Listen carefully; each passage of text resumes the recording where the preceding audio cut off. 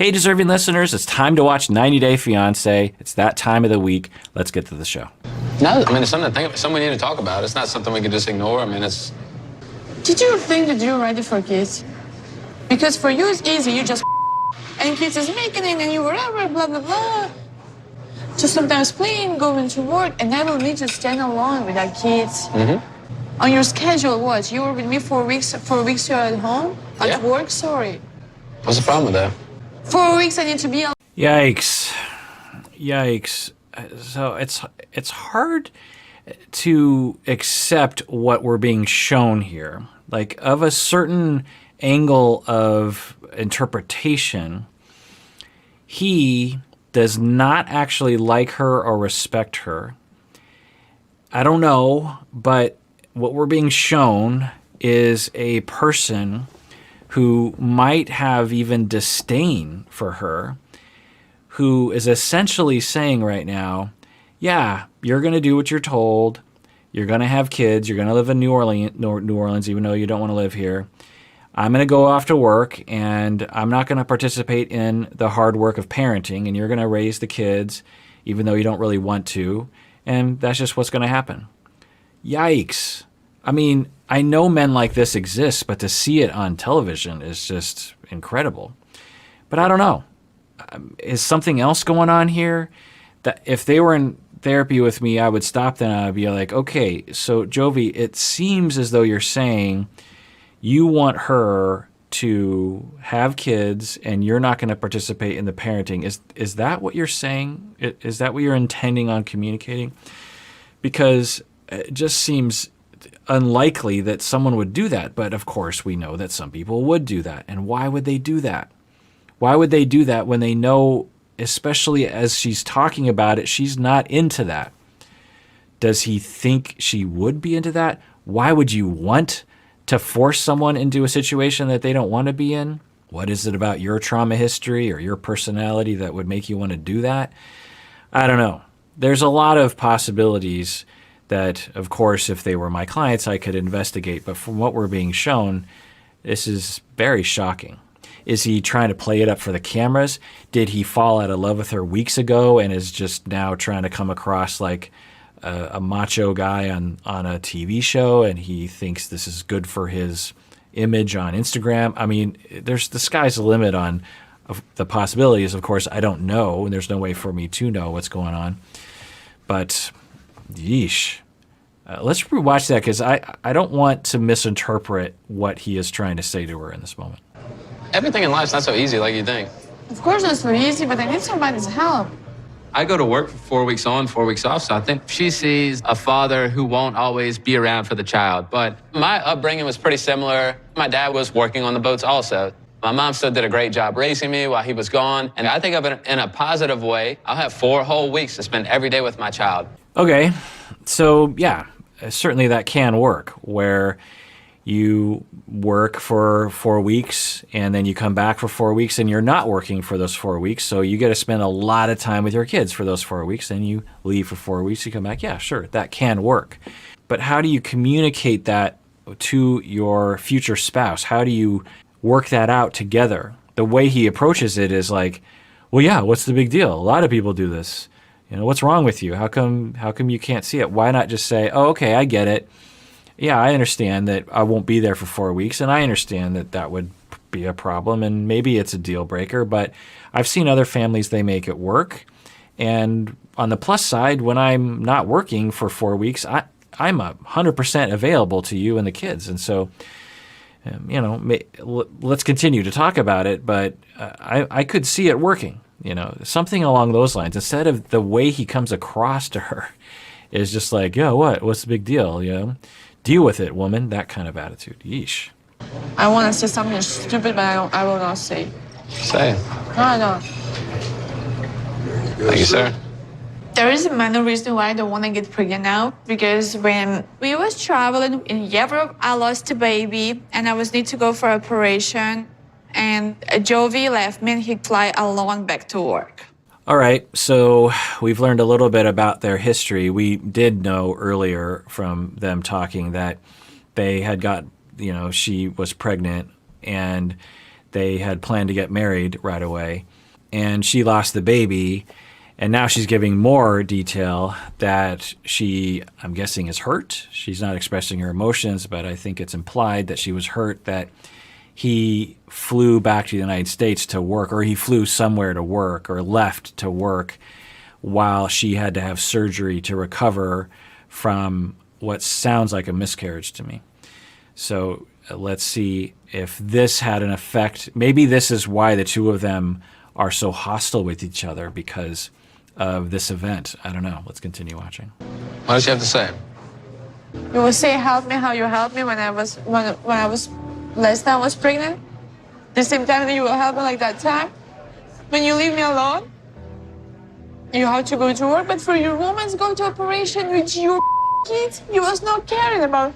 One of the things that I often talk about is disenfranchised grief. And one of the things that the definition is grief or loss that we experience that is ostracized or stigmatized or ignored by society. And a lot of losses are this way. We have certain losses that we will be okay with, like if your spouse dies or your child dies or your parents die. Then as a society, we tend to say, oh, okay, that person, they deserve to have their feelings. But if you lose a pet, if you have a miscarriage, if you go through a divorce, then we tend to disenfranchise that grief. As you're having your grief feelings, we tend to say, you'll get over it. You can get pregnant again. You'll hear people say that to people who have a miscarriage. Just try again. Instead of it'd be like if your child dies of leukemia when your child is 5 years old and someone says, oh, you can have another child. It can be that hurtful to say something like that to people because we're just terrible as a society, at least in my society.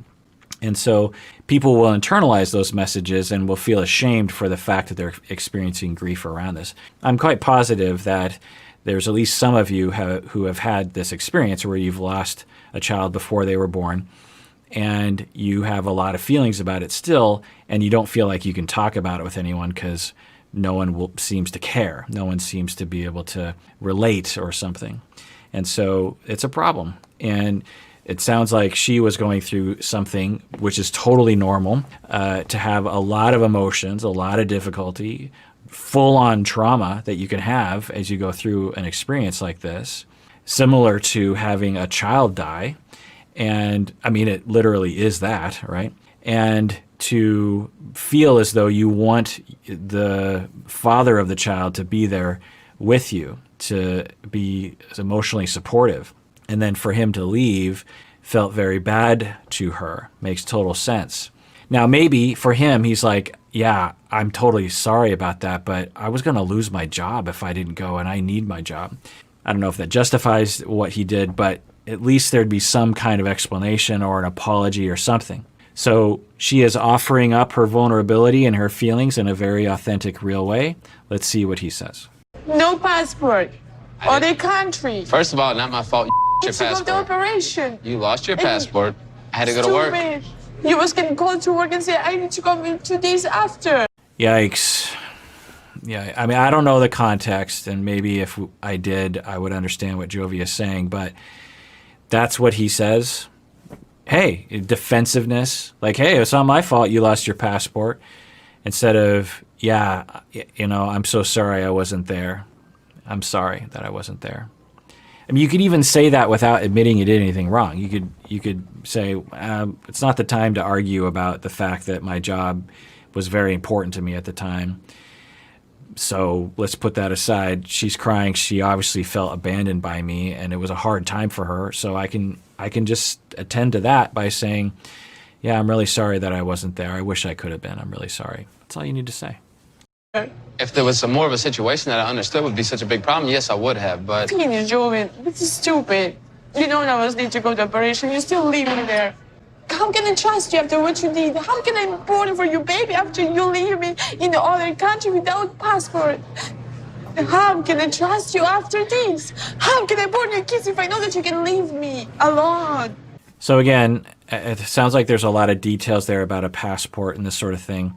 Maybe if we heard the whole story, it would make some sense as to what Jovi did.